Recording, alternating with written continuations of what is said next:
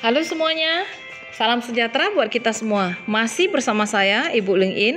Hari ini kita akan bersama-sama mempelajari tentang kondisi geografis benua Australia.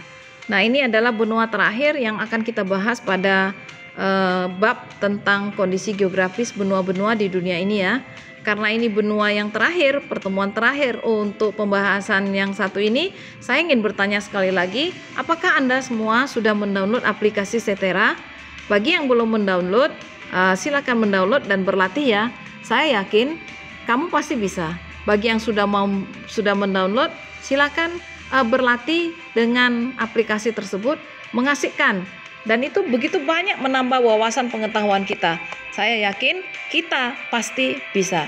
Mari kita lanjutkan pelajaran kita tentang benua Australia. Yang akan kita pelajari di benua Australia ini adalah tentang letak dan luasnya, kemudian kawasan negaranya, bentang alamnya, meliputi iklim, kondisi alamnya, tata air, dan keadaan tanah, serta flora dan faunanya. Benua Australia ini sebenarnya pada tahun 1688 ditemukan oleh William Dampier. Beliau adalah orang Inggris yang mendarat di Australia, namun dia tidak melakukan ekspedisi secara besar-besaran. Barulah pada tahun 1770, seorang bangsa Inggris yang bernama James Cook, beliaulah yang mendarat di Australia dan melakukan ekspedisi secara besar-besaran di benua Australia ini. Maka dia lebih terkenal dikatakan sebagai penemu dari benua Australia. Kemudian sebelumnya sebenarnya pada tahun 1642, Bapak Abel Tasman, seorang pelaut dari Belanda, sudah menemukan Pulau Tasmania. Kemudian beliau berlayar ke arah timur sampai menemukan Selandia Baru. Kita lanjutkan ya. Letak dari benua Australia secara astronomis itu terletak antara 9 derajat lintang selatan sampai 45 derajat lintang selatan. Berarti seluruh benua Australia ini berada di kawasan belahan bumi selatan. Kemudian dia juga terletak di antara 113 derajat bujur timur sampai 154 derajat bujur timur. Berarti seluruh kawasan benua Australia ini terletak di belahan bumi timur. Nah, luasnya sekitar 7.800 km. Berarti dia urutan benua terkecil ya dari 4 benua yang sudah kita bahas itu, Asia, Amerika, kemudian Afrika, baru Eropa, baru Australia. Di sebelah utara Australia berbatasan dengan Laut Timur, Laut Timor, Laut Arafuru, dan Selat Torres. Di sebelah barat berbatasan dengan Samudra Hindia. Kemudian dengan Selat Bass juga di sebelah selatan dan Samudra Hindia. Kemudian di sebelah timur berbatasan dengan Laut Koral dan Laut Tasman.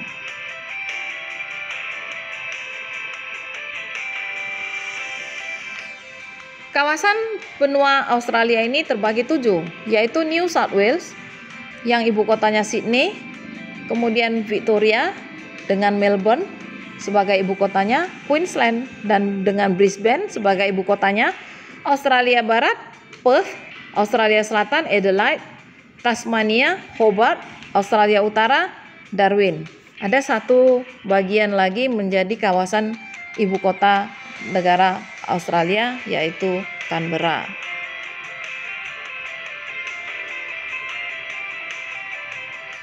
Iklim di benua Australia ini dipengaruhi oleh iklim subtropis, sehingga wilayahnya memiliki 4 musim. Namun ada juga wilayah yang beriklim tropis, yaitu di Australia bagian utara. Jadi kalau menurut peta Australia Utara itu sekitar Queensland dengan Australia Utara ya, Darwin ya. Kemudian ada iklim gurun, iklim yang kering. Bahkan Australia itu sebagian besar merupakan wilayah gurun. Namun di wilayah gurunnya kaya akan sumber minyak bumi dan gas alam.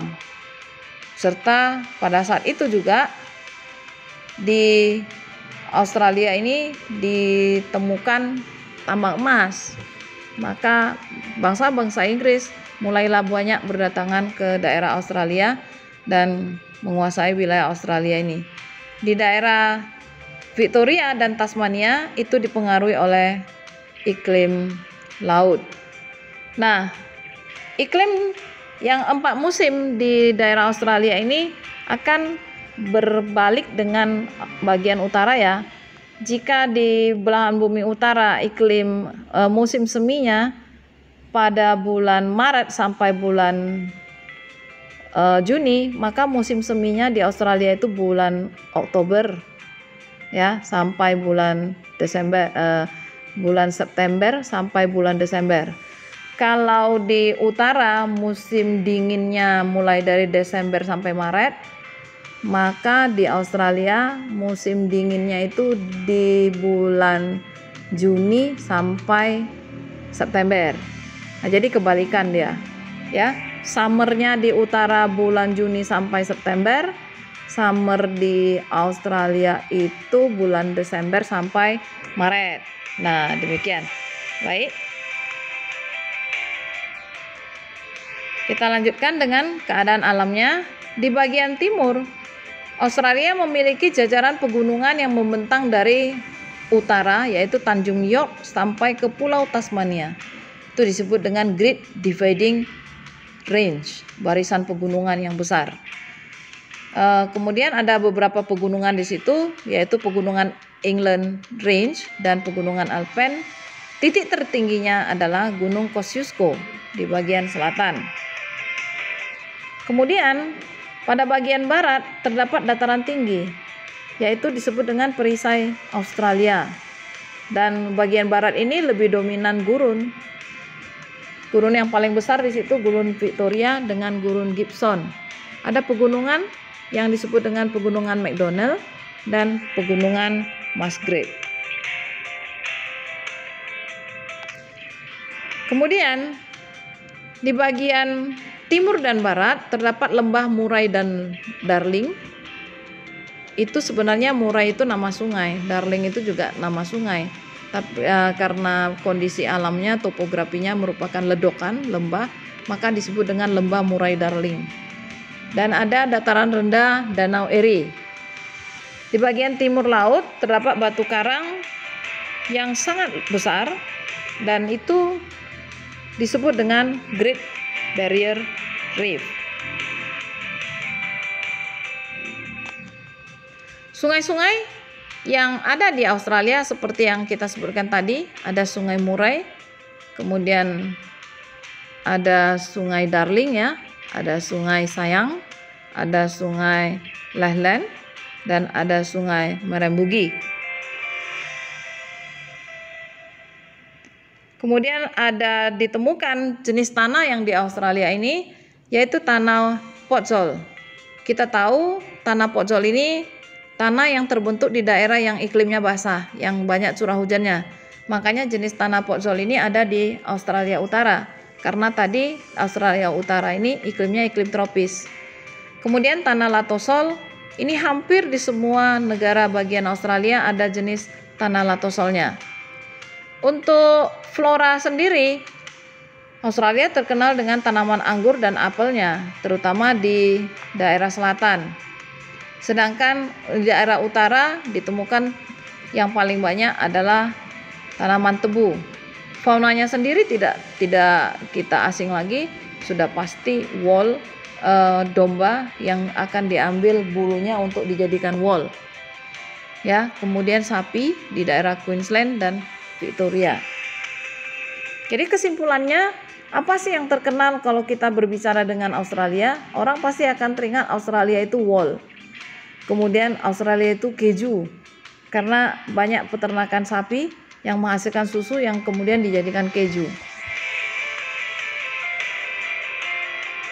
Demikian paparan kita tentang Australia. Sampai sekarang ini habislah sudah materi kita tentang kondisi geografis benua-benua di dunia, dan kita akan melanjutkan pelajaran kita di bab berikutnya tentang materi yang lain.